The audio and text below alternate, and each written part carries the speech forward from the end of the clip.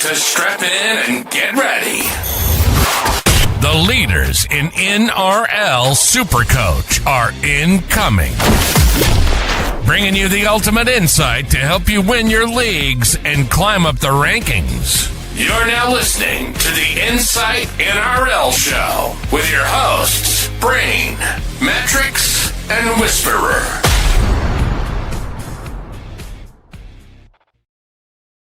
G'day guys, welcome back to the Insight NRL Show. Round 14 is finally here. We're past the halfway point of the season and trades seem pretty wide open this week. There's a lot to talk about, a lot of different directions that you can go this week. I'm the SuperCoach Brain, joined by the SuperCoach Mattrix and the SuperCoach Whisperer are with me as always. Matty, how are you, mate? We talked basketball, we answered Q&A questions, we talked about Chris Randall and Brendan Piakura. It really made my night. How are you feeling after that high last night, mate? It was a high. A long day at work. I've been at Farm Fest. I think it's Australia's biggest agricultural show. I made it up that it is, but I don't know, check the stats. There's lots of people there. I've been there for 2 days. I'm losing my voice talking to people, and you know I love talking to people. So struggling through that one more day of it. I mean, like dusty, windy, cold weather, top of 15 today. I blew my nose before. There was dirt and dust coming out of it. Absolute scenes up here at Toowoomba. It sounds like it. Thanks for the extra information. That was beautiful. We really needed to know man. As well. Yeah. Right. Josh, how are you, mate? What's been happening this week in the world of Whisperer? I leave for one episode and I come back and there's a Chris Randall and Brendan Piakura movement. This just tells me that I never need to miss an episode again because what is it doing? Mate, it's better than Boost for Starling. I mean, it can't go worse than Boost for Smithies. Let me tell you that for free. Mate, World of Whisperer, not much actually. Just living the dream in Sydney. It was wet, windy, cold, so seems like it's been that way across the entire eastern coast of this gorgeous nation. But yeah, mate, living the dream. Looking down at a very, very miserable rank, but as always, vibes are high, and that's the main metric. There was a question last night: who's the best football player, rugby league player out of the three of us? And we said, naturally, I think it'd have to go to you. You've played a better level of union or football in general than we have. Matty said that he was 50 kilos wringing wet coming out of high school, and I haven't played any sort of rugby league myself and since I was about 14. So you win kind of by default, but you played a decent level of union, didn't you? Paul Walter's giving you a bit of a shout out here. Prodigy. Yeah. Thankfully, GPS and represented my state, and was unlucky not to represent my country at 18. But the beauty is, mate, I was this big in year 9. I'm now this big at 28. So look, it helped, but yeah, definitely peaked. It's interesting if you go back and look at my high school photos. Shortest in year 7, tallest in year 9, and then shortest in year 12. So sort of balanced out a little bit. But no, thank you. Winning by default is always the best way to win. Yeah, cool. You deserve it, King. Thanks, man. Good on you. You also, as far as I'm aware, you won you got me by 2 points overnight. I nearly had the best crown comeback you've ever seen as well. I'll be back. You can take your crown. You've earned it this week. I think we went to bed on Sunday night and Josh was about maybe 30 points ahead of me. We woke up and he had me by 2. It could have been like a thief in the night type scenario there where he wears the crown on the Sunday night and then on the Wednesday. It would have been the first change of crown as well through the season. So if we can capture Josh coming back and just like at the back of the room, just poking his head in, just like the what is it? The Greg Inglis goanna? You look good. Yeah. That's what I actually do around the house. I expected that. I look like FPL Raptor for anyone out there that's. That's good. I like that. I enjoy that. That was good. Guys, for those of you watching, we are live, of course. Get involved in the comments. Let us know how you went last week. Throw in your questions. I'm sure we'll be covering a lot of them throughout the show tonight. And if you haven't yet, hit subscribe, please. It would really, we would really appreciate it. It helps us grow the channel, grow the show. Hit the like button if you like the content. And if you're listening to us on audio, that's Spotify or Apple Podcasts, hit that follow button, leave us a 5-star review. On today's show, we have the hot topics as always. If you missed the team lists, the ins and outs, I did a show on that yesterday. You can go and check it out. It's about 20 minutes long on everything you need to know about TLT. But we'll be talking hot topics, and that is value options under 550K. We've got about 10 of them. It's going to be pretty open slather for this topic because there are a lot of options under 550k, but people are looking for those downgrade options. Brendan Piakura is I'm sure he'll get a mention, as will Chris Randall. So there's 2 for free.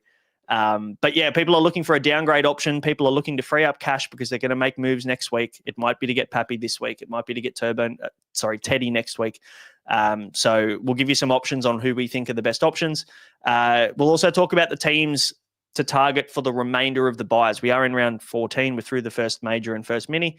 So we'll talk about the teams that have maybe only one buy left or don't have a buy until maybe 18, 19 or 20 and beyond.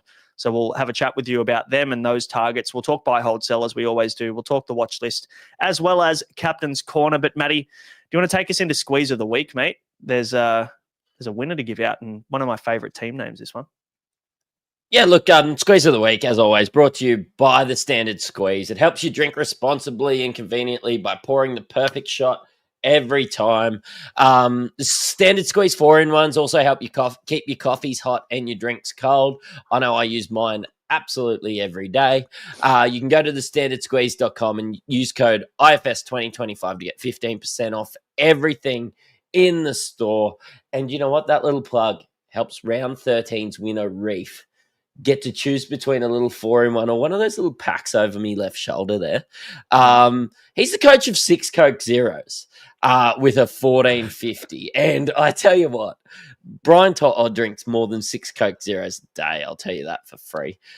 He had Terrell May captain, JC, and not like the Metcalf version of JC, which of course is Jesus Christ. He had Metcalf as well. He had JC and JC, along with Hopewadi, Purdue, Teddy, Tamale, Keon. I tell you what, Reef, you are kicking goals this week. Hop in our DMs and on X or our Instagram and claim your prize, mate. Good on you, mate. How good's that? Reef as well. Wow, crack a name. And it could be Brian To'o's burner, really. Maybe Brian To'o just loves a bit of SuperCoach himself, 6 Coke Zeros. That'd be for breakfast, surely. Does he drink Coke Zeros or is it like full sugar? Full strength. Yeah. Was it full sugar? I mean, surely it can't be full sugar as an athlete in his shape. Nah, not for it's got to many be Coke Zero. Yeah, it has to be.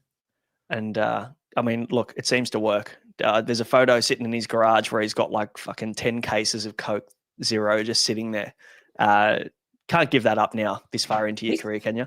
But he's the only guys that can afford it. I tell you what, it's that shit's dearer than Carlton Dry.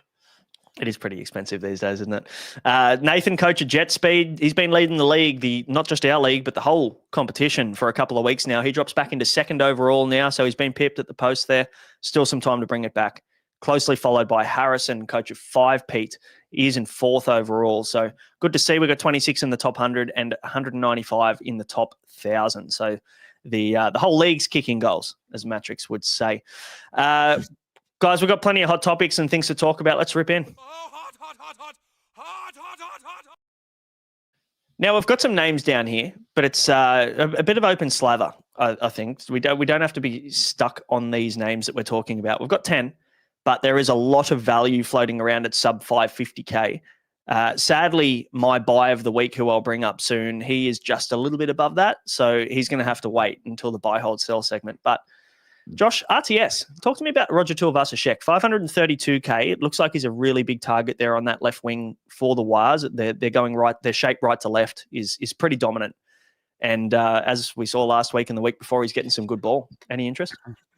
Yeah, not for me. I don't want to be a Debbie Downer, but I think RTS's best days are somewhat behind him.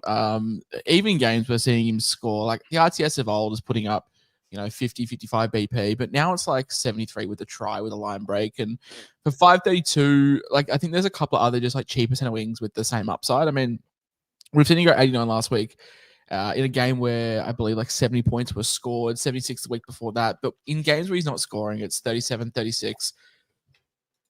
I mean, sure, if that's your flavor, but I think there's some other guys here of cheaper prices that have similar upside for RTS. So for me, 532 is probably a bit too pricey. If he was 432, we could probably have that discussion. Fair call. Matty, any interest there? Yeah, I like RTS at 5:30. I just love getting big names and swinging it when I show people my team. And having RTS in your team gives you that feeling at about 510k.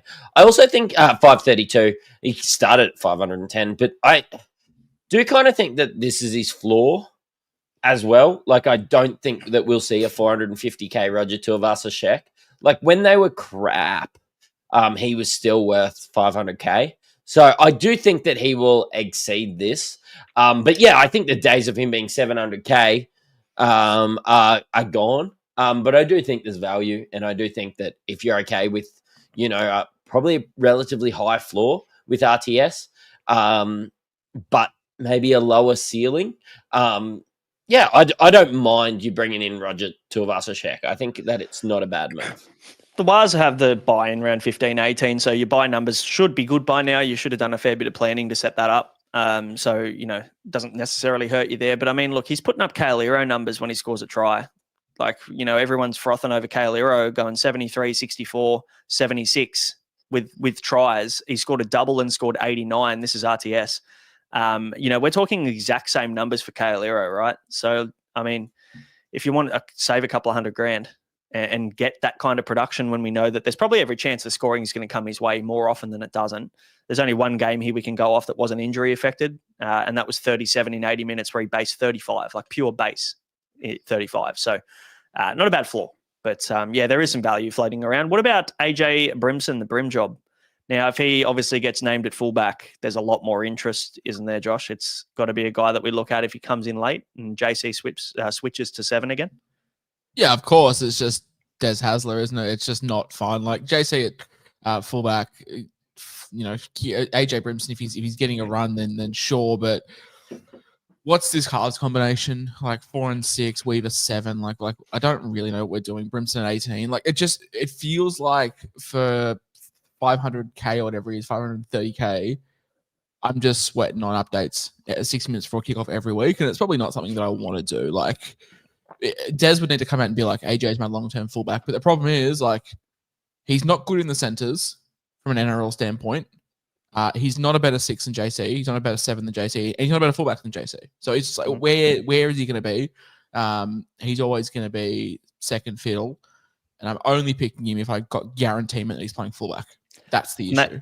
And they just re-signed Jalen de Groot for another 2 years as well, which probably tells you where their heads are at moving forward too. So, yeah maybe not in the plans. Playing him for their feeder team. I get it. Maybe. What about James Fisher-Harris? 462. There's probably a little bit more interest there and a lot more value on the table now that Mitch Barnett has gone down for the season. Matty, what are your thoughts on Fish to start with? 462. Oh, you want star-studded players? You get JFH for 460. I know I was really high on him in the preseason, and then little did I know that this would be Aaron Clark's team. Aaron Clark owns New Zealand now, so yeah. But look, Fish, great if you can get him in. The thing is with me is it could facilitate a lot of trades, trading some of these front row forwards that I've got down. But at the end of the day, I do want to hold May and Haas through all these periods. And if Fish was in last week, I might have been tempted to go Haas down to him in order to do a lot of different upgrades. But yeah, just another week on, I am just going to settle with May and Haas. And despite how good front row forwards are, do I care about having him as my front row forward 3? I'll probably just give it a miss. It's 47 in base and then like 4 in create, 5 in evade. Like there's really not much else that comes with James Fisher-Harris. Like you're probably going to get that kind of early to mid 50s as a pretty reliable score. But I just don't know whether there's the upside of the 65, 70 plus that you're probably looking for at this time of the year. You'd probably just take a punt with the next guy, wouldn't you? Like with like a Halasamer at 475k. Looks like he's going to be starting on that edge with Jackson Ford pushing in the middle, and we'll touch on him very, very shortly. But I think if you're chasing upside, like as the guy, I'm not sure what upside there is. It's definitely more than Fisher-Harris. I see a lot of people on our favorite platform, Twitter, creaming themselves over Halasamer. The games where he's played 80 and even games where he scored a try, like his maximum score in the season is 77. We're seeing like a 62 in 80 minutes, a 44 in 80 minutes, a 55 in 80 minutes. So I'm not sure where this like mass appeal is, but if you had the money and you wanted a Warriors asset, he's probably the guy that I would go over James Fisher-Harris. But boys, if you've got an extra 60K, is there any reason why you wouldn't go Jackson Ford, Matty? No. There's not a reason why you wouldn't go Jackson Ford. Apart from being like, I would say like a Halasima is Neapolitan ice cream. Jackson Ford is just the vanilla. I reckon James Fisher-Harris is vanilla. Jackson Ford, probably, I don't know, you got some speckles of chocolate, like chocolate chip through him, I reckon. I reckon it's like I reckon it's like got some home brand ice magic to go on it. Ooh. Like, but not the good stuff that crackles effectively, like the stuff that it says that it cracks on top, but it's actually just still running. It's the one that your mum buys, and it's the second week of pay week, and she hasn't been. It's not that pay cycle. You get the ice magic the second week, but like the middle week, it's just the home brand stuff. Yeah, it sits at the back of the cupboard for 6 months as well, and you don't know which one you've used because there's two sitting in the cupboard. One's new, one's old, and you pick the old one up accidentally. That's probably what it is. I like Jackson Ford. I think the last 2 weeks we've got a bit of a sample size on what he could give us with more minutes, right? Like he played 56 minutes for 76 and 58 minutes for 70. I think there's no reason why we wouldn't see Jackson Ford playing anywhere between 55 to 60 minutes in this pack now. Would you say? And wheels up, he was on the bench, right? And now he's starting with Barnett. So he was off the bench and still playing great minutes. And now, the pathway's clear, much like when Dylan Walker left and Aaron Clark got that huge bump. Yeah, obviously we love mid 2010 memes on this show. Would you say that Jackson Ford is, Mum, can we have Aaron Clark? We have Aaron Clark at home. Yes. Yeah, he is for sure. And then after you bring him in the week after, it's like, and they brought pizza scrolls and that big excitement. Yeah, that's how I feel after owning Jackson Ford in draft. When he gets you a try assist, that's how you feel. Yes, hot. I like it. I like Jackson Ford. I think I'd probably rather pay up for Jackson Ford than go James Fisher-Harris, just based on upside. But I think, and you said, like, I'm not sure on the mass appeal for like a Halasima. Like, I think people are probably looking at eye test and just what he's been able to do in when he's given short minutes, right? Like, there's some games that he hasn't played massive minutes. It's, if we bring up his stats, what is it? 60 minutes. He played 3 games of 80 minutes in a row where he went 55, 44, 62. So nothing to write home about, but that was all in base. And then he went 63 minutes for 45, and then he scored a try in this game and went 45 minutes for 60 points. So he hasn't put up that monster 80, 90 yet that shows us that he's got that massive ceiling. But it just, when you look at him, he just passes the eye test, doesn't he? Yeah, but my concern is, like, can he do that at this point of his career? Like, he's so young. Like, when you're playing 30 minutes, you've got license just to just go absolutely rip and tear. If the coach comes to you and says, "Hey, like, we got to play 80," I'm no professional athlete. I played an okay level of sport, but like never in that position where my role's changing week to week. I've never had to like psych myself up to like do different roles. Like, maybe there's something in your mind where you're like, oh, I need to sort of just ease myself through not ease myself through the game, but like I don't need to just impact myself all the time. Like, you look at Josh King versus Nelson Nas for Solomona. Like, Nas just comes on and he'll kill someone for 25 minutes and he's done. Whereas if you asked him to play 80, I'm curious to see what that looks like. Maybe that's just, I'm overthinking it. No, fair call. It's not a bad shout. His base looks good though. Pure base of 50, 47, 55, 46, 58, 49 before last week. So pretty solid when he gets the minutes. I do think he's that classical case of one attacking stat, and we've got 100 in an 80-minute game. So we just need to get that attacking stat in the 80 minutes. But if there's anyone that can do it, it's him. He looks unreal. Yeah. Any love for Zach Labert? 389K Mattrix. I'll throw to you first, mate. Cowboys obviously don't have a bye until round 27. We'll probably talk about their schedule a little bit later, but you know how everyone was super high on him last year before he went and did his ACL, sadly. So he missed the majority of the year, but he was a very hot commodity there at the start of the season. It looks like Jackson Purdue's won the 5'8" role long term. I would like to think they're going to lean into him after his game last week, which means Labert's job security looks pretty solid. What are your thoughts? Yeah, I do like it. I would have liked it a lot more at the start of the year when I was looking to bring him in. Like, we're talking about value options, and I think the most important thing is what you're downgrading to and what you're doing with the money. And Look, I wouldn't just buy Labour thinking that you're going to make 200K. I think you're buying Labour and getting a playable option and somebody that can score you a 50 in a pinch and not be an AE nightmare and just be out there. I don't think that he's going to be that guy that you can play every week. Like maybe RTS mentioned earlier on and Jackson Ford and some of these other guys that we've mentioned earlier. I don't think it's a sexy pick, but I don't think it's a bad one. Like if you're going a Robert Toya down to Zach Labart and you're getting somebody that you can score really well and you're getting a buy number that can be in your top, 13 in those rounds and maybe boost you that extra 20, 30 points. I think that it's a good trade, but I really think it's situational. It's not like a buy Zach Labart, he's going to be a gun. This guy, I don't think is ever going to average 70. He might average 50, make you 100K, make you 80K in a slow burn situation. And if you're cool with that, Zach Labart's completely fine. Billy Smith areas, I reckon. Yeah. Just not as good of a player, but probably as good of a scorer, maybe. In SuperCoach, so that's probably how I'd compare him. Same price point too. So if I wouldn't go Billy money, to Zach Labart. No, not a chance. No, that's sideways as hell. Talk to us about Luciano Leilua, Josh. We brought him up on the pod last week. He's still 412K, so comes in with a 55 break even this week because he's still got the 34 in his rolling average from the other week. 41 in base last week, pretty solid in 57 minutes. Yeah, people, I think if you looked at the numbers and the price and took away the name, people would have a lot more appeal. Luciano averaged 56 in a horrendous Tiger side who got the spoon. He averaged 58 for the Cowboys when he spent the first half of the season injured. He averaged 59.5 last year under his first year of Flano. These are all games over 70 minutes. And I think the appeal was obviously a lot higher if Sua suffered a high-grade syndesmosis. It's looking like it's only 1 to 2 weeks. That probably puts the pen in it. But I think Luciano Leilua is available in quite a high amount of leagues. I wouldn't hate him as just a pick-up stash and play for 2 weeks and get him through there. So classic-wise, the appeal's a little bit lower with the lucky news that Sua's only out for 2 weeks.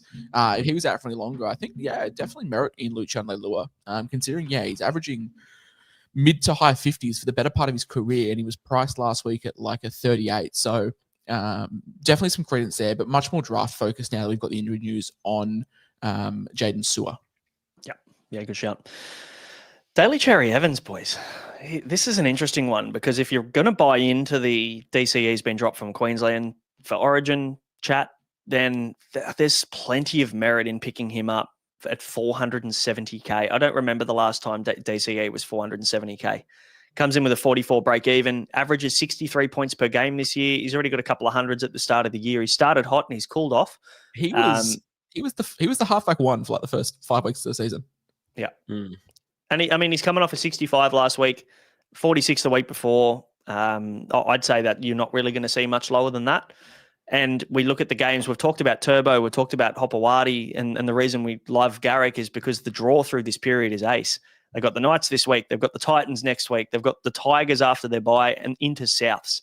So like those 4 games over the next 5 weeks, 5 rounds, due to the bye, is quality. Is there any reason that you would probably, the question becomes, who would you bail on to get DCE in? That's probably the only concern, being a halfback. How would you make it work? I think it's the Jerome Hughes conversation from round 12. It's just like you run 3 halfbacks or you don't have Cherry Evans. I'm not selling Cleary. I think if you haven't sold Cleary by now, you've made your bed. Yep. And you're not selling Nico Heinen's probably the second best halfback through this period. So I think you're running 3. And look, I think it's an okay week to do it. If you're a Turbo and a Teddy owner, then I don't hate a world where you go Turbo to DCE. I mean, there's much worse options. We have differing opinions on Turbo in buy, hold, and sell. And I think there's specific situations where you can sell him. And if you want to get off 3 fullbacks and just sort of wait, that's sort of my plan, just sort of bobbing and weaving, just waiting to see what pops up before I commit. Because I think 2 of the 3 are locked in. Question is, are people then running a 3rd in Drinkwater if you don't own him, or like, what are we doing? So, I definitely don't hate the idea of just picking up DCA and just waiting, because I think if Turbo is out long term or he is going to get rested here or there, We saw Luke Brooks score 100 points last week with no DC, no turbo. So, you'd expect DC to get his hands way more on the pill, more than he already does with no turbo in that final red zone. For sure. Chris Randall's a little bit of a left field one, 342K, hooker duel with 2RF. Obviously, the Titans have a decent little run now until they're buying round 18, so he'll play the next couple of games. Josh not keen. Actually, Josh used to be one of the biggest fans of the Chris Randall show. Revolution. So, mate, the summer of 2022, when Jaden Bradley did his ACL, and he was like 190K. Yeah, mate, it was a good time. Times were higher. Just looking at obviously the role that he has while David Fafita's out, he's going to get 80 minutes on the edge. I think at this point he definitely can obviously help with Verrills being out for up to 3 weeks as well with that broken thumb. So we might see him a bit at hooker. We might see him majority on the edge. The last 2 weeks he's gone 48 and 58 when he's got basically 80 minutes, both nearly all in base. And then we go back to when he was starting on an edge. He scored 49 in 64 minutes there on the edge as well, basing 41. I just think it's very meat and potatoes, but I think you're probably going to get anywhere between 50 to 55 from Chris Randall on the edge for the next month at 340K. So he's a playable option through the buys, and he's going to free up a ton of cash for a Hosking or a Horsburgh or someone like that you're looking to offload at 2RF. Or if you're looking to get off Connor Watson, he's also an option at hooker. So that's the one. Like, I get so many messages from people holding Connor Watson and Sandon Smith. And I think flex allows you to play without, but in a team where I'm hoping to get like a Teddy or a Pappenhausen or a bloke like that, I need to find some funds, and Connor Watson just isn't playing footy at the moment. Like, Chris Randall jags me 50, gets into my top 17 and not my flex that falls out this week, which I don't think he will, because they're pretty good base numbers when he starts in the second row and plays this 80-minute second row role. I just think like he can pump out 50 on a week where I was going to get a 0 from my hooker, and I've got 300K in the bank to start saving for Teddy or Pappy. I'm kind of in. So I assume that you're buying that. You're buying Chris Randall, but you're also buying the next man on the list? Oh, Brendan Piakura. Yeah, he's great value. And what screams a buy more than a person averaging 25 priced at a 32?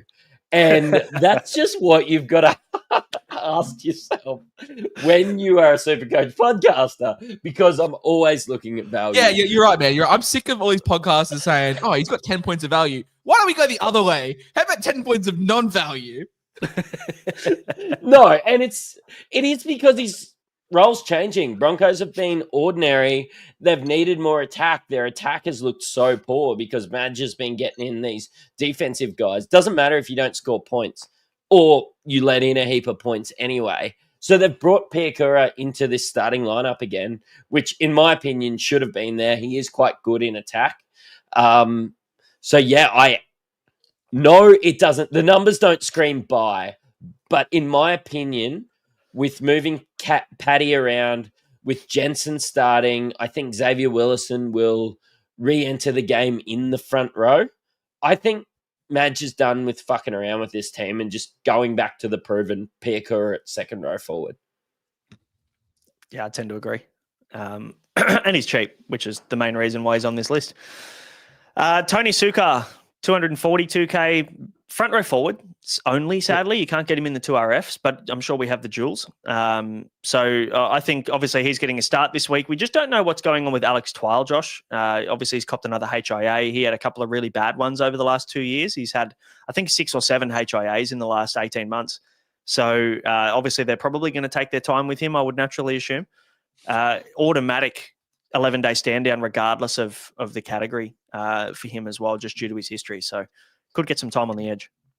Yeah, I think the telling thing is moving safer. So weakening 2 positions to strengthen 1.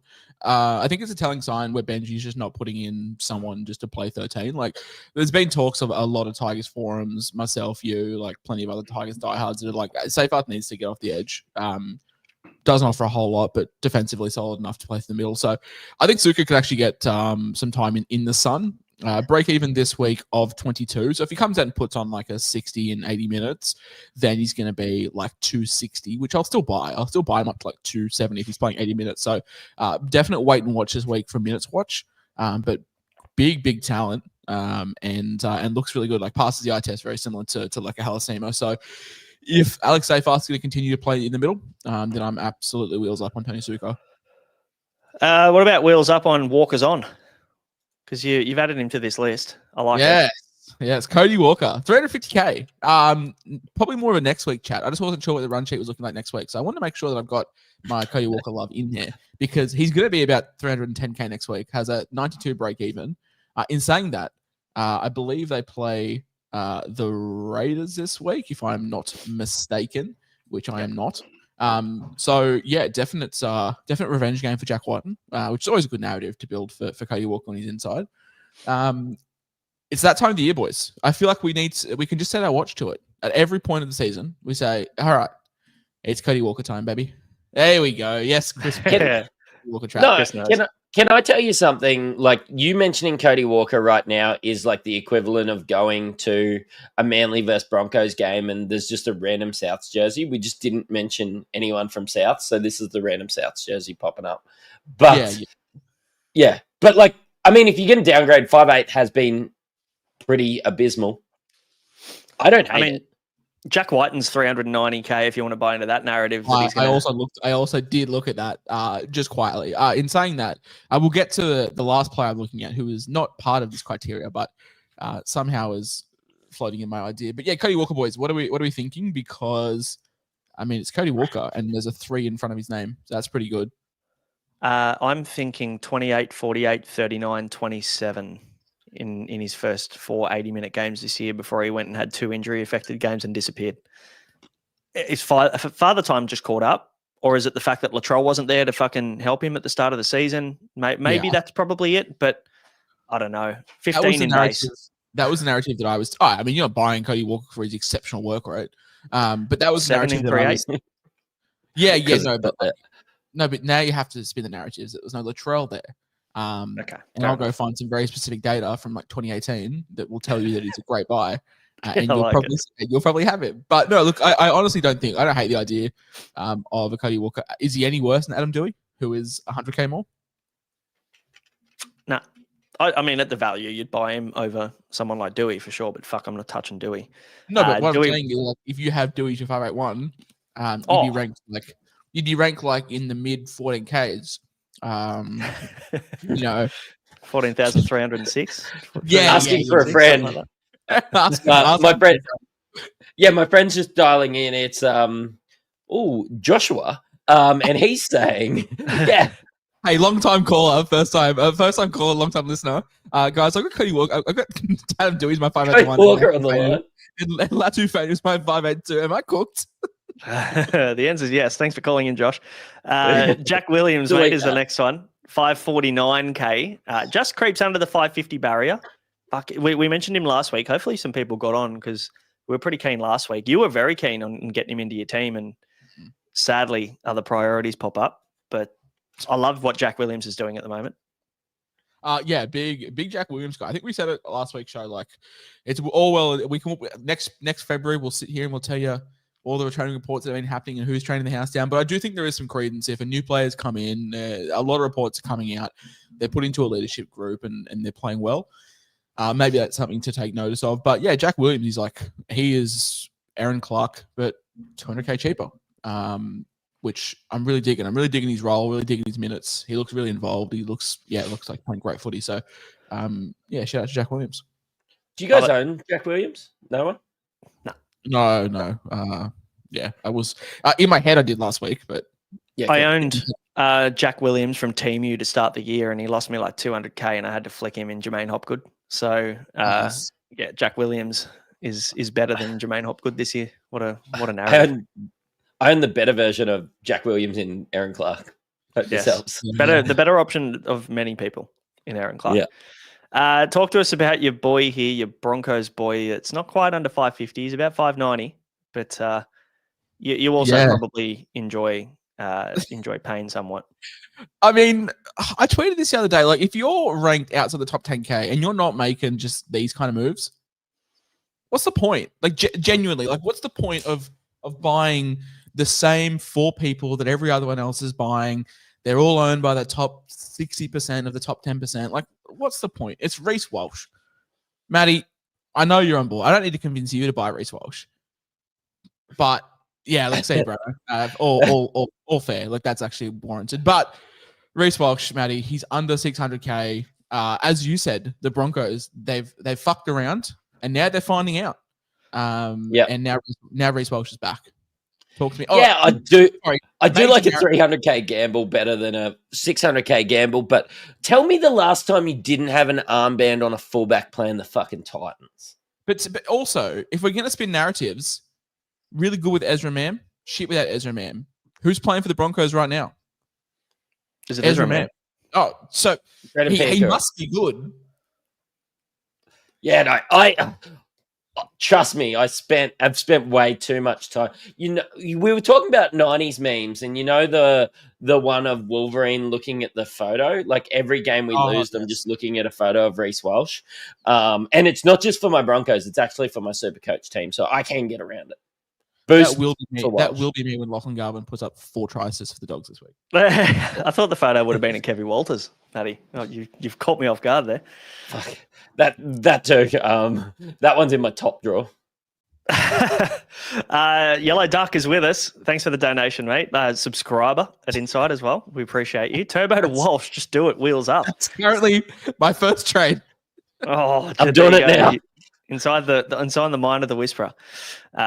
Good times. We'll talk about that soon, I'm sure. Guys, we'll move in very quickly to teams to target. Round 14 to 19. We've given you a ton of pods there that are, mid-range, mid-value. So we'll see how they come out. But I guess from round 14 to 19, obviously, we've still got 6 more rounds of bye period football to navigate through this period. It's still going to be a bit of a minefield getting through it, but we're starting to come up to some teams that are coming to the end of their buys. So, Melbourne Storm now from next week have finished all of their buys. They're the first team to get through all 3 buys this year. The Bulldogs and St. George then finishing their buys in round 16. And obviously the Roosters then have 2 more buys left in 14 and 17. Are they the teams that you're starting to look at, Josh? Or are you probably looking at more like those teams that don't have a buy until 27, like the Cowboys, or don't have a buy until like 18, like the Titans?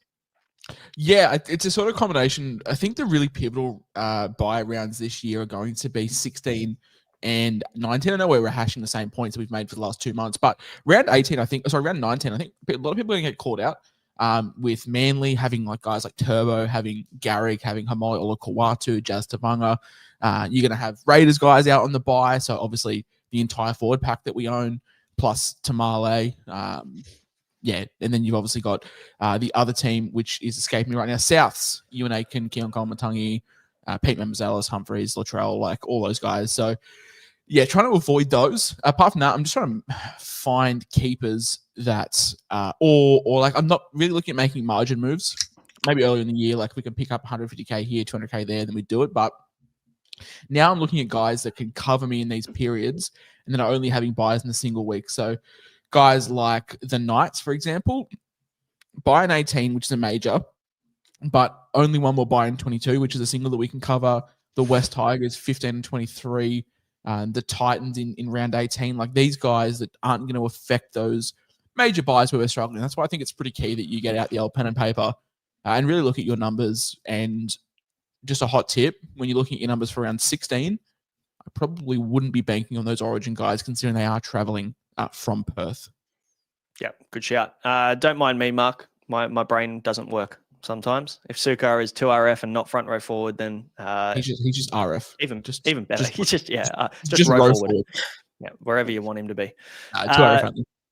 Matty, what's your approach for the rest of the buyers? Are you looking at trying to get on the teams like the Knights, Dolphins, Sharks, Souths, Cowboys that don't have a buy for the next 3-4 weeks? Or are you just looking to get those buys out of the way and target these Storm, Bulldogs, Dragons, Roosters assets? So it's hard because I've got to think from other people's aspects because I feel like I have buy planned quite well. Like I have a look and I've got, 14. I've got plenty playing in 16. I feel like I'm starting to, delete some of those Canberra assets when we start to get closer to 19. Probably for the worse. I don't have a lot of Manly assets when we come to those later rounds as well. I feel like I'm pretty set. So I'm focusing on just getting good football players. And sorry, I'm just saying I was just reading Chris Perry's comment saying he might, just the way season's gone, he might put the orange armband on Fletcher Hunt and call it a year. Could be the big pod play. Could be. Sorry, keep going.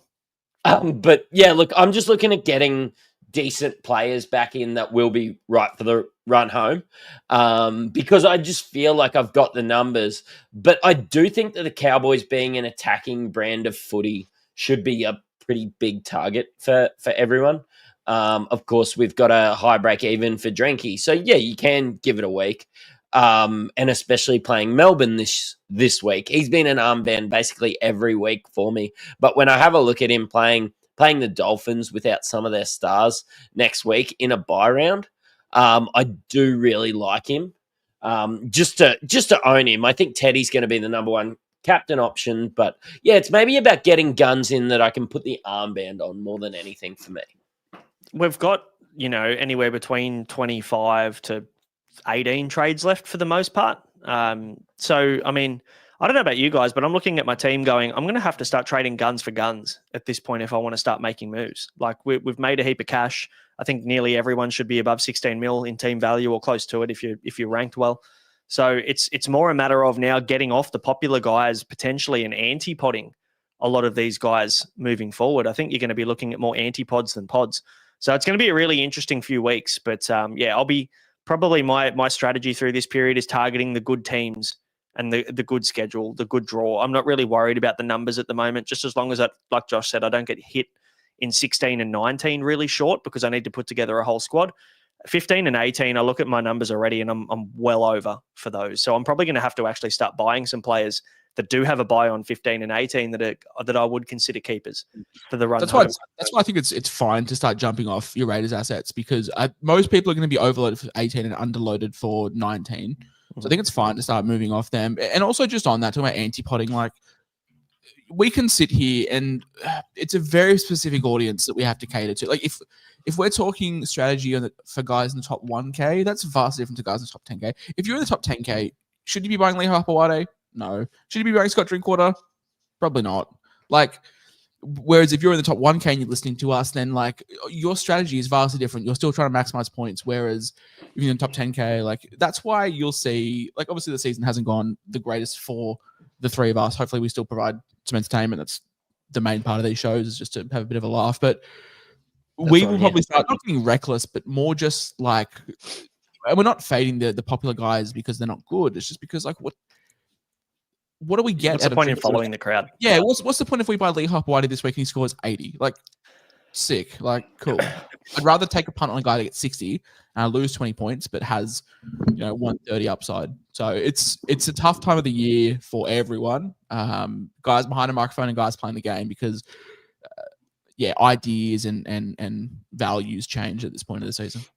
And like, for the last probably 4 weeks in a row, we've gone pretty poddish with our buys for the most part. We've talked about Ewan Aiken last week. We've talked about Leo Hopewadi, I think 2-3 weeks ago.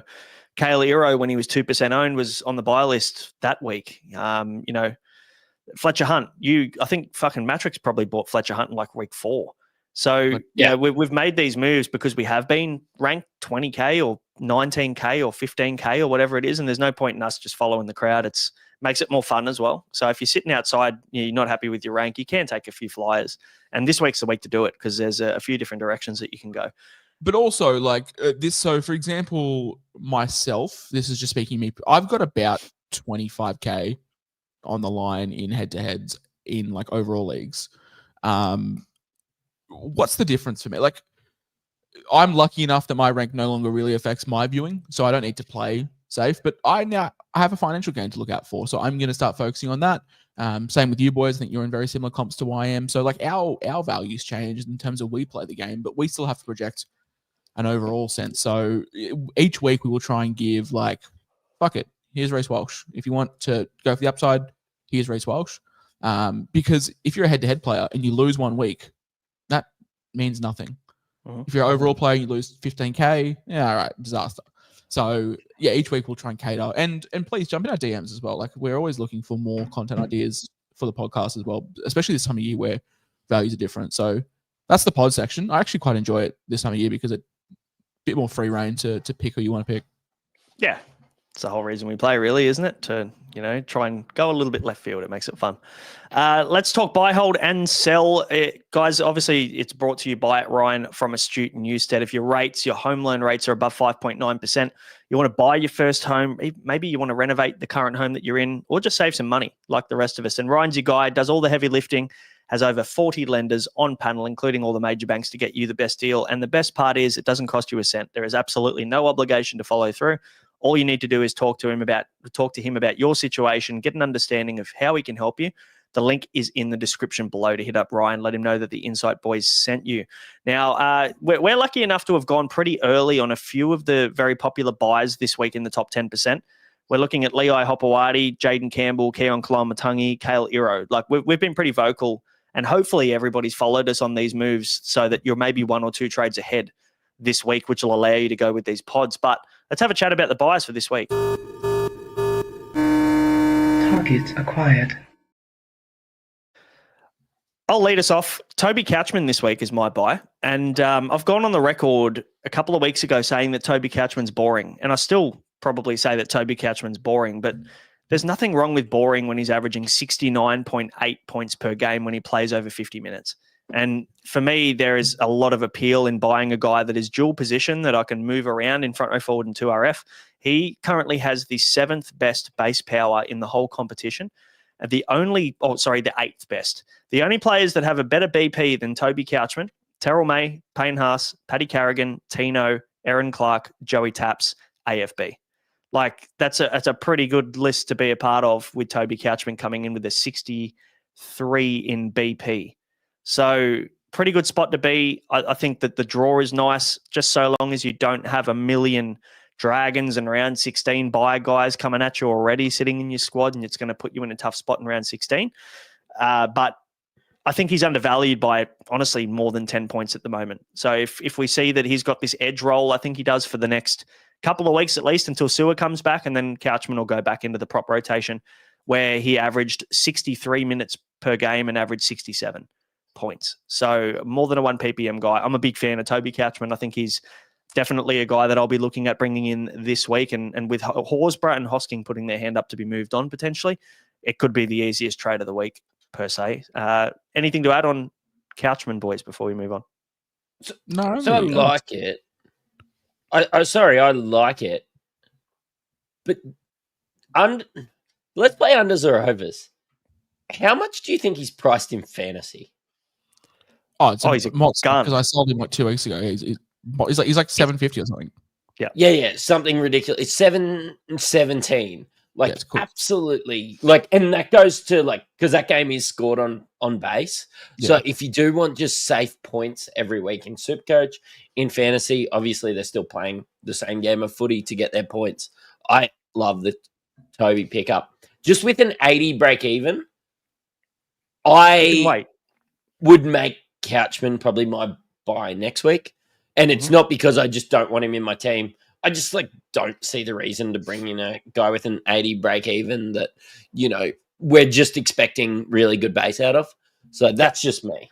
I think if you're not going to plan on playing Couchman or Hosking or Horsburgh or whoever the replacement is, you wait. It's not a necessary trade. But for me, I've got a couple of guys that I would rather not play, and Couchman definitely comes into my best 18 in this team, and he's an upgrade on who I'm moving out. I'm just getting ahead of the game by moving on a Raiders asset now, as we spoke about earlier. But yeah, I'm a fan. And also 3.1% ownership is pretty nice too in the top 10% of teams. So he's definitely in pod category.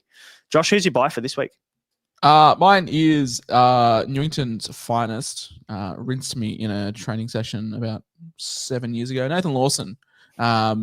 The big concern was the job security, of course, but Tyrell Sloan being dropped, I think, is huge.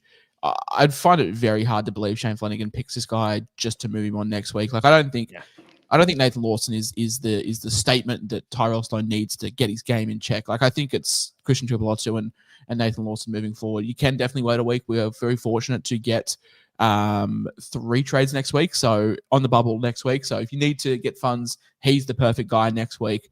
But if you need to be making moves on the fringes and finding some cash, if you're going like 2 500k guys to a gun, then Lawson's definitely your enabler. 47 points last week. I believe he had 7 tackle busts, had like 19 runs. So really involved, which is what we want to see as well. So not a guy I'm going to be starting, but I think he's a guy to just put in. And looking at that work rate, I'm not seeing a huge like Fletcher, Hunt, AE nightmare type of issue. Yeah, big body, isn't he? Like fucking good BP. Like what did he score? 47. Yeah. And I'm not worried about attacking ball. Like 19 runs, 7 tackle busts. Like if he gets an attacking stat, he'll get 75, which is great for his price. But yeah, I'm not buying him thinking I'm going to be playing him every week. And I'm not upset when the Dragons get in the red zone, the ball goes left rather than right, because Tuipulotu and Val are going to command ball. But the work rate's enough for me at 190k to pick him up. Who's he running at this week? Who are they playing? Dragons have the Dolphins. The Dolphins. Right, so Jack up against Bostock, Herbie? up against the left wing. So, Bostock, who is, Yeah, I like it. I'll probably He's be there. going next week just due to the structure of my team, but it's either this week or next week. You can't go wrong. But also, like, what happens if you pick him, he's dropped? What have you invested? The bare minimum to get yourself a gun when in 3-4 weeks, we're going to be talking about deliberately nothing anyway. So, Yeah, I like it. Matty, who are you on? Yeah, so I'm again on the waiting a week on Lawson. And it's just downgrades, guys, whether it's downgrading Connor Watson to Chris Randall. We spoke about Chris Randall and his base earlier, but it is that Piakura, that role change that thank you. That Xavier Willison hopefully coming back into the front row.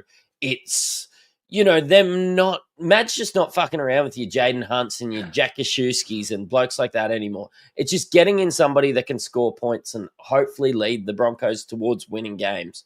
We've got Reece Walsh back this week. I think we're going to start to see. Yeah, I should be here. We're going to just start to see. Hopefully, Jesse Arthur's start to see some better ball now with Reece Walsh back and everything like that. I'm expecting the Broncos to have a shape up. Otherwise, it's just going to be an absolute mess. So that they've moved Brendan Piakura, changed his role. It's been his minutes that has been why he's been scoring so badly. He hasn't been in great form, but let's just bring him in. I like it. oh, you're serious? It's not just a meme. No, he's doing it. No. He's doing it. You know what Matty says at the start of the year, like, I don't pick any Broncos players, blah, blah, blah, because, I only want to be let down once, whatever it is. This year has been peak Broncos purchase from Mattrix. It's been unreal. Willison, Walsh, Piakura, Jesse Arthurs, He thought Jaden Hunt was like the new Steve Menzies after one trial game that he saw as a person. He was so much. Well, the point was he was so much better than Jack Yashewski, and he kept getting like. Hey, I think Brendan Piakura is better than both of them. Put some respect on Jack. He got us 88 points in round 1. Thank you very much. Yeah, cool. And nobody played him that week, so cool. Thanks, man. Means a lot. That's it. All right, let's talk holds.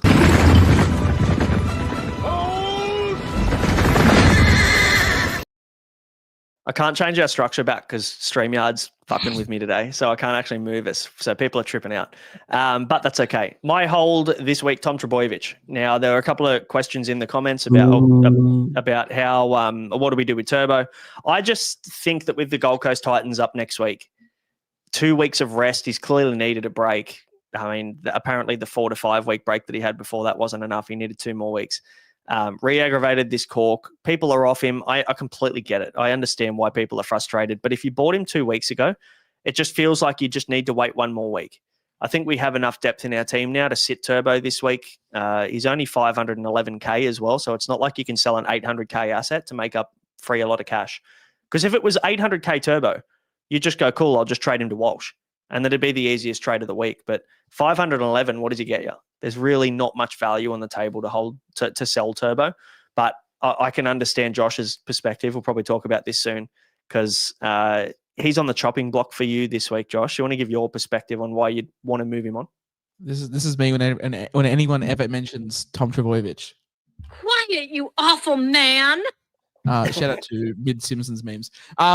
Look, I understand the theory. 516k equals not much, and you can't get much for not much. But if you're looking at James Tedesco already in your team, I can't willingly hold Tom Trbojevic with no guarantee that he plays next week. Taking a deliberately low number. That's my concern. And when you've got a guy like Nathan Lawson there who can get you turbo to Drinky, can get you turbo to Jaden Campbell, who can get you Drinky to, Tom Trbojevic to, Teddy next week, but Tom Trbojevic is 30k less expensive than your lover this week of Toby Catchman. Yeah. Like, surely most people have got 30k sitting around somewhere. Yeah, for sure. I think they would. But if you have Drinky and Pap, then I think Turbo's a fine hold. And I take no responsibility for telling you all to buy him 2 weeks ago. So I just got a text actually. There's a gentleman called Matthew. Yeah, no, he's a first time, long time listener, first time writer. So he's MATH. Yeah. So he's got Scott Drinkwater, Isaiah Iongi. Sorry, I'm not very good at reading this text message. And Tom Trbojevic.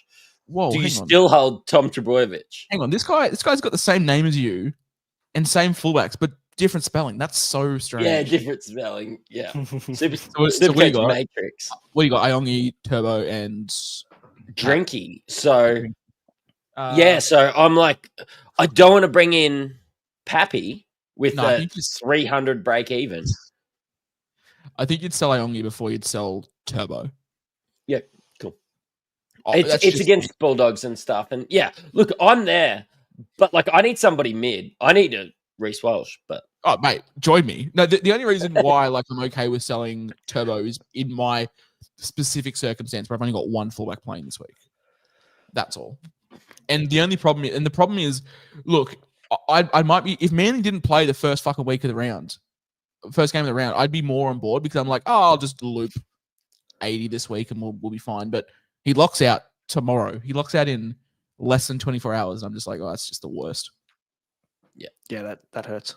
I'd like to think it's the short turnaround as to why he hasn't played this week, but I'm pretty confident he plays next week. But famous last words, we'll find out. Of course, I'm way more confident, but it's like, the Titans are just juggernauts. Did you see what they did around Pap Nelson? Yeah, fucking hell. All right. Who are you holding, Mattrix? I'm holding Jerome is in the house. Watch your mouth. You still have Luai. The good one. Oh, okay. Jerome Hughes. Sorry, I forgot I was on the show with Tiger supporters. Did you actually Nobody else we told you to buy him? Yeah, no, I sold him in round 3 for like 600k. So I hope that makes you all feel better about holding Luai too long. But like Jerome Hughes played a game like basically in a monsoon last week. Was it great? No. Was it disappointing? Yes. But he's averaging 60, got 126 break even. If he hit 125 playing the Cowboys at the moment, who, yes, they're playing good footy and they're scoring well, but they're also letting in a fuck ton of points. Like, Jerome is, the third best halfback at the moment? Just don't panic and hold him. If you lost money and bought him at close to 800k, then yeah, there's still nobody better at halfback until Cleary comes back or Cleary starts playing decent amounts of football, because we know that he's sitting out in round 16. I'm just asking you not to panic on Jerome Hughes. Just hold him. The Storm Straw's great. They play every game after round 15, like basically the first team to play into round 29 into a bye. Like they just don't have a bye left. It's Jerome Hughes could hit some form and just be the halfback one. But if not, he's still worth more than 600k. I wouldn't be selling him for 600k. And also the Cowboys, they play them twice in the next 4 weeks. Cowboys concede 77 points per game to halfbacks, which is Perfect. 10 points better than second worst team in terms of conceding to halfbacks. And do you want to know how bad they are? Tell me. They conceded 49 points with a sin bin to 70-minute Jerome Luai last week. That's like 140 anyone else.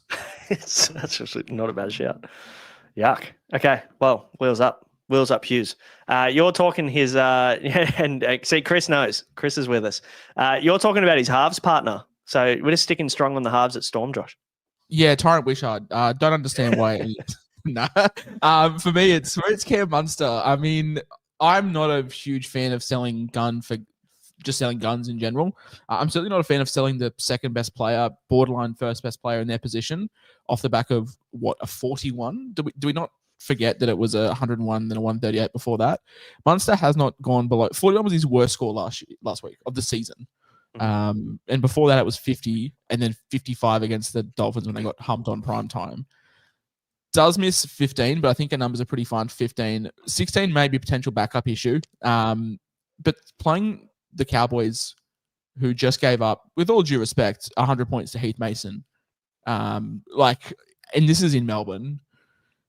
Surely people have the depth. Like, I think JC is much more of a buy than Munster is a sell. And just to go the 1-2 punch with those guys, plays the Cowboys twice in the next 4 weeks, then the Knights, then Manly, and then pretty much has the run home. So if you can get through this bye period, you've got arguably the best 5/8 in the game for the run home in a draw that includes the Broncos twice, the Panthers. I can't believe we're saying this about these teams, but the Broncos twice, the Panthers, and the Roosters in 4 of his last 5, when Melbourne by no means had this one premiership locked up, and I'm imagining we'll be going for it quite hard. Parramatta, Manly, Newcastle, Roosters again. It's a pretty good draw. Yeah. I can't argue with that. Munster's one of those ones where he just doesn't, he just accumulates so well, doesn't he? Like, you just look at his score and you watch the game and without looking at the score and you go, yeah, Munster probably got, 55, and he ended up getting like 77. And you're like, how? But he's just that good. He's just a good accumulator. So I like it. Let's move on to the players you sorry. Munster, for I don't know, this people seem to think he's been quiet this year. He's 19th for average and 21st for total points. And that's, but he's considered quiet, because he's that good. And I'm with you. He's hurt me this year not owning him. But let's move on to the sells.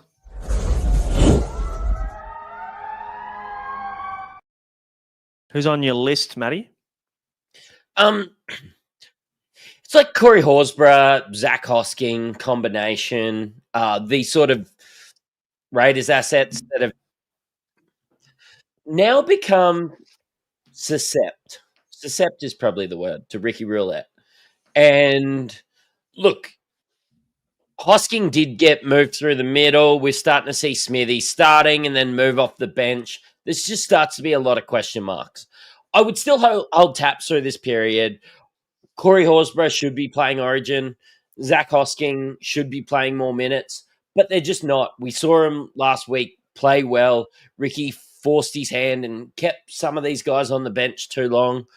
I'm just not willing to play that game while these guys are worth really good money at $550K and we start to see some assets pop up. And yeah, look, laugh at me as much as you will about the Piakura and jokes like that. It's about getting these guys at $550K down to $300K to try and write my season to get in Teddies or make a really big gamble with some Reece Walshes and some of these other assets. It's about what you can do with that money when realistically I found myself looking this week trying to pick my top 17 and not wanting to play Zach Hosking, and I would kind of feel the same way about somebody like Corey Horsburgh, which I didn't feel like 10 weeks ago when I was so high on these guys. So yeah, you can call us frauds and everything for being super high on these guys, only 4 weeks ago. But right now, they're not making our top 17 teams. So let's either upgrade these guys or downgrade these guys so that I can get a gun that I can put a captain armband to be. Exactly, to be honest. Yep. I don't mind the Piakura shout, but I think, it's time to move on these Raiders guys. It's, we were super high on Hosking if he was going to be getting 80 minutes on an edge or 70 minutes on an edge, but he ended up playing like 40, 50. I think he played 53 minutes in the middle or 50 minutes in the middle last week because Simi Sasagi played 50 minutes on the edge. So, yeah, it's just much less appealing in the middle, Josh, isn't it? Like, I want that try scoring upside from Hosking. Yeah, front row forward Hosking's not a vibe. But would you sell Hosking or Horsburgh this week? Hosking has a bigger break evens worth more. So, I don't know. I'm not quite sure, to be Probably honest. Horsburgh because he might play Origin and, Hosking can still jag and attacking because he still plays 15, right? Worst case scenario, I think I'd probably sell does. Horsburgh just knowing that he's not going to be there next week. If shit hits the fan and we cop a fucking million injuries this week and Origin goes off its tits and a couple of guys get picked we didn't think, and you end up short next week and you've just sold a warm body in Hosking that was going to, like that's probably the one thing I'd look at. But Canberra don't play 15, so. Oh, so it doesn't even fucking matter, does it? Yeah, and they don't play 8, and they don't play 19 either, which is like a pretty key. So if Horsburgh is playing Origin, then he's out 18 and 19. Yeah, he's got to go. I'm off him. Minutes suck as well. At least if Hosking's going to play 63 minutes or 67 minutes, at least there's a chance he might get 55 to 60. If Horsburgh's playing 42 minutes, I'm off him. Yep. Who you got, Josh? Mine. Great question. It's Robert Derby. For me, it's he's capped out. He's made that money. He's made that 200k. He's 550. He's riding off the back of those big attacking stats. It's the reason why I think it's a very, very similar reason as to why we're selling the guy you're going to bring up. Had one really big score. That's now dropped out. He's made some cash. Fantastic. And in like a non-favorable position. So not much huge insight to it, but Robert Derby for me is a sell. Yeah, pretty easy, straightforward, as is Robert Toya. Very straightforward sell. It can be next week. If you want to do Toya to Lawson next week and free up like 410k, you can do that. That's fine. But he is a sell either this week or next week. You just bank it and make sure that it happens over the next fortnight. I think 609k, he's made us 410k. He will play one game of the next 5 rounds based on Roosters' awkward buys and Origin schedule. So, you can use that cash and feel good about it and turn him into a keeper or free up some money. He's at a really good price. Matty, it's got to be said because Pierce here is just waiting for you to say the line, Bart.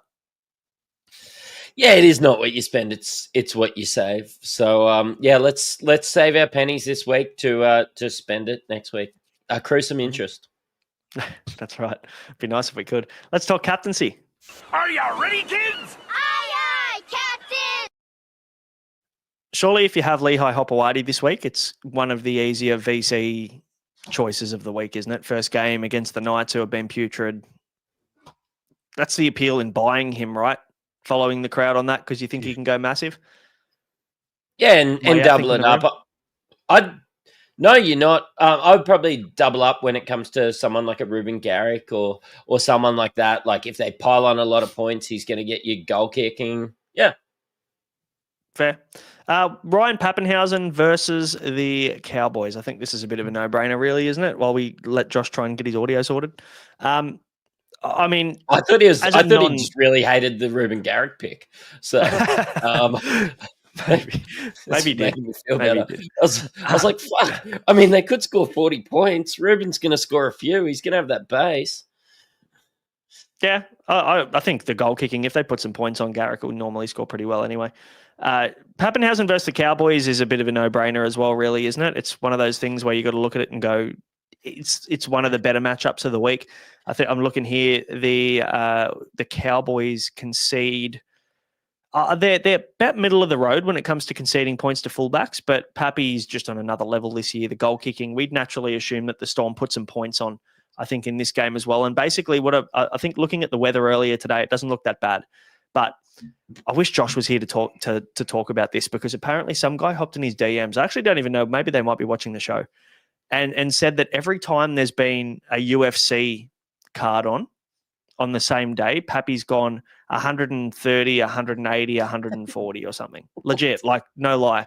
So every UFC card, Pappy's just gone fucking massive. So if that's not witchcraft and wizardry from fucking Hogwarts, I don't know what is, but I'll tell you, you've got to go with it, don't you, if you're a Pappy owner? I mean, sure. Like, he's one of those guys that I could nearly bring in without. Like, I have the money to bring in Pappenhausen this week. I think I'll just save it for Tedesco next week. But it's so tempting. He would be my captain this week. I would vice captain a Manly player against Newcastle and captain a Storm asset. And I'm like, yeah, I said to hold Jerome, but I'm not as confident to put a vice captain on Jerome or somebody like that at the moment. I'm not that confident to put a vice captain on Munster this week. So yeah, it's got to be Pappy if you're going to Storm asset. Yeah, I completely agree. Clint Gutherson versus the Dolphins, bit of interest there. I think if you're going very, very left field pod, I know Josh was definitely toying around with the idea of Reece Walsh or Clint Gutherson this week. Versus the Dolphins, I don't mind that as an option. They do concede a fair amount of points to fullbacks. I'm just looking at the graph here. It's probably like maybe 5th or 6th most points to fullbacks this year. Yep. So can get around it. Gutho's role seemed to have changed a bit in the last couple of weeks, and I'm not as high on Gutho. Yeah, I'm off Gutho since he ruined my season after buying him off the back of hundreds and did nothing for me, so not a fan. Walsh, talk to me. Can he do it against the Titans? Vibes. If you want anyone to play you back into form, there's 2 teams you'd want to play. The first one's the Broncos, and Reece Walsh can't play against them. The second one is the Gold Coast Titans. So one of these teams is going to be played into the top 8 in this game. I'm not even joking. So, yeah, whoever wins. And look, I'm high on Jaden Campbell, but I am just as high as getting one Isaiah Iongi, a guy 6 months ago who I didn't know who he was, to Reece Walsh for 30K. Yeah, you got to do it, don't you? Sounds kind of good. The worst thing is I want a vice captain in one of the games before, and I'm not sure I have the big enough nuts to captain Reece Walsh. But I tell you what, if you just want to slide into my DMs, if you want to comment on my post and give me peer pressure, I will captain Reece Walsh. Gold Coast concede the 3rd most points to fullbacks this year. Oh, I just trade him in. Get him in. South's first, Penrith second, funnily enough, and Gold Coast third, conceding, 91 times 80? What's that? How good's your math?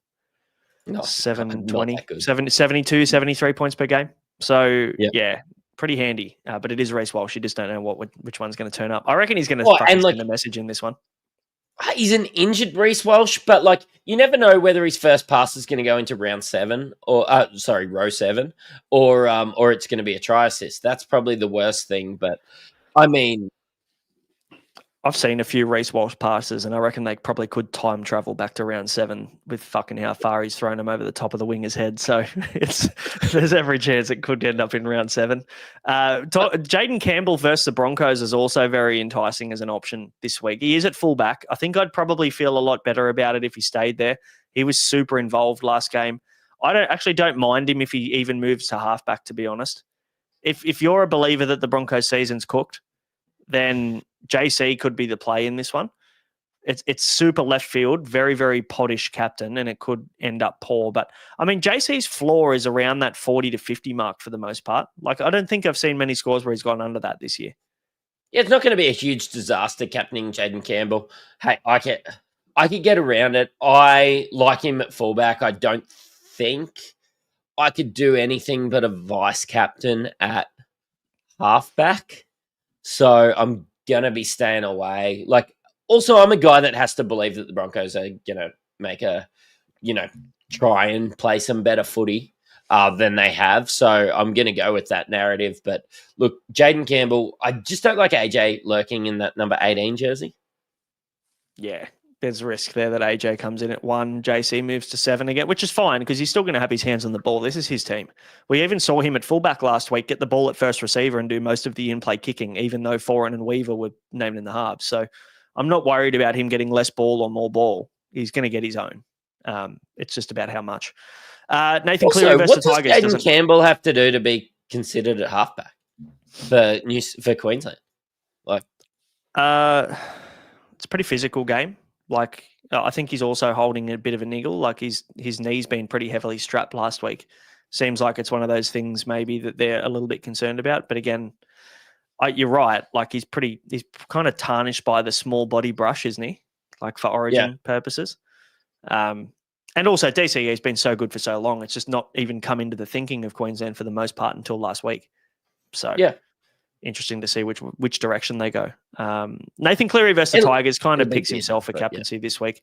I don't think you need to look too far back. If you've got Nathan Cleary, the reason you held him is for this matchup against the Tigers and last week against the Eels. Just put the armband on him. But the last one, mate, Bulldogs versus Eels, there could be some points scored in this one. And one Jacob Kiraz is back. Would you chuck the captaincy on him in the first game back? Because there is a little bit of a, I guess, concern of re-injury rate with things like that when he comes back from injury.